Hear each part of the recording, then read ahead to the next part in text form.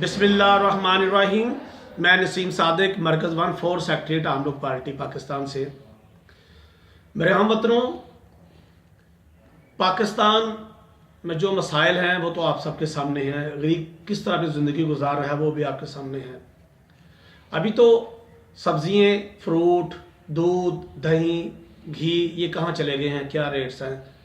इसकी मेन जो वजह होती है वो होती है पेट्रोल और बिजली।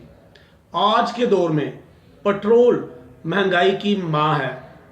अगर किसी मुल्क में पेट्रोल महंगा हो जाए तो उस मुल्क में पानी के रेट्स भी भर जाते हैं। हमारी आज की जिंदगी का 80% दारोमदार जो है वो पेट्रोल पर है।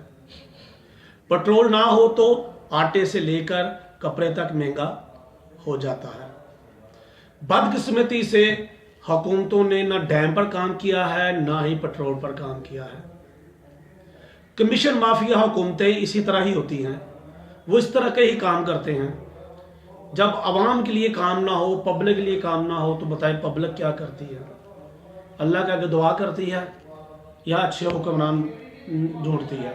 खुदा के लिए बेहतर अपने जैसे अच्छे हुक्मरान ही ढूंढ लें, आप जैसे अपने जैसे लोग ही ढूंढ लें। आम लोग पार्टी जिंदाबाद, पाकिस्तान पाइंदाबाद।